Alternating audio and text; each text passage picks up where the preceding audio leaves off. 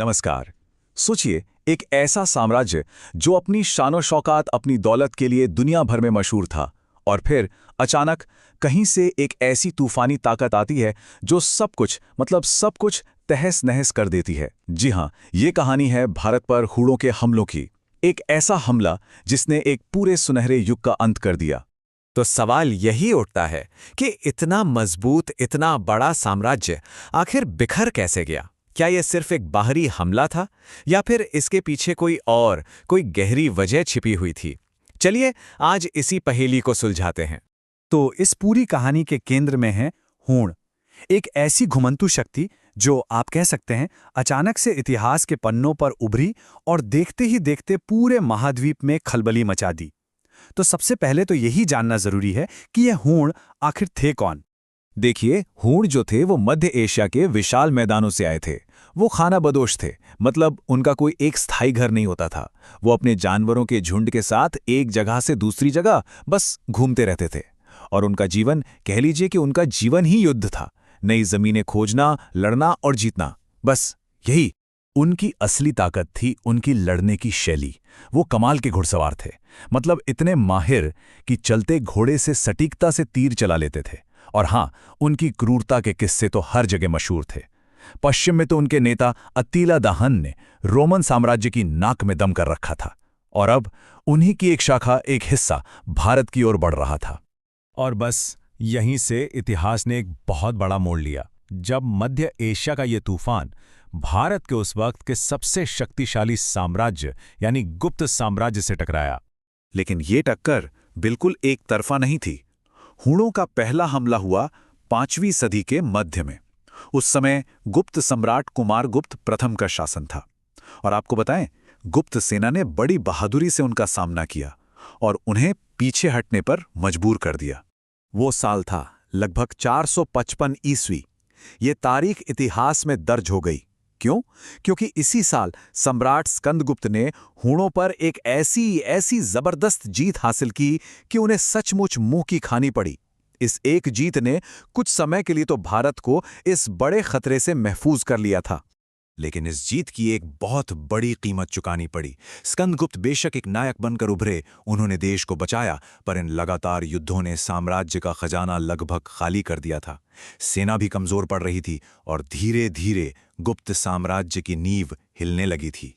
स्कंदगुप्त के बाद हूण वापस लौटे, और इस बार वो पहले से भी ज्यादा ताकत और कहीं ज्यादा क्रूरता के साथ लौटे।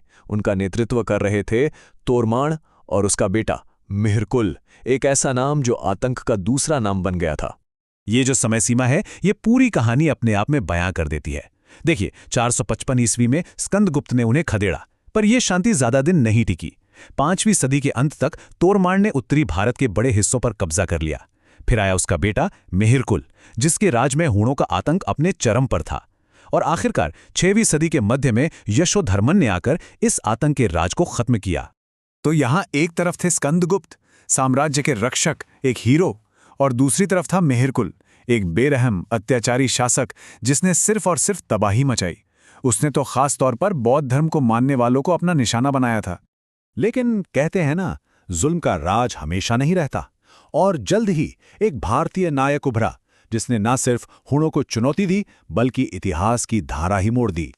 कौन था वो नायक? उनका नाम था यशोधर्मन।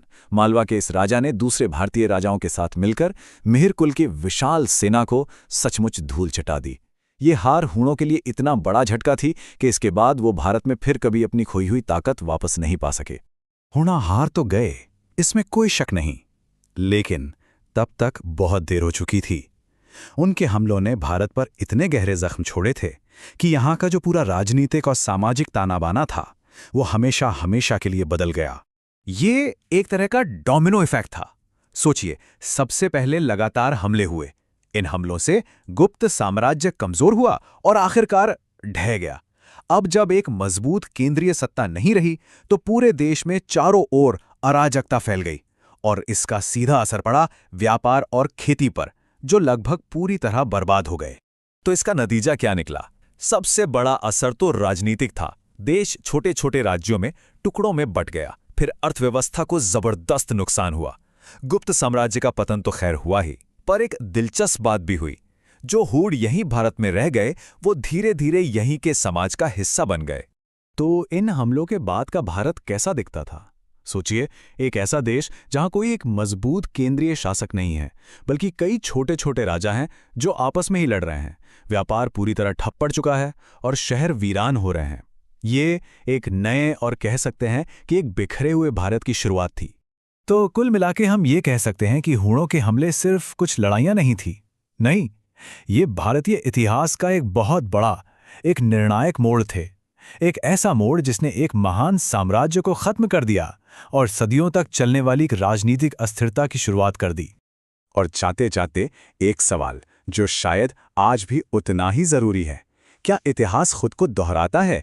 जब भी कोई बाहरी ताकत किसी स्थापित व्यवस्था को चुनौती देती है तो क्या उसका नतीजा हमेशा तबाही ही होता है? इस पर सोचना जरूरी है।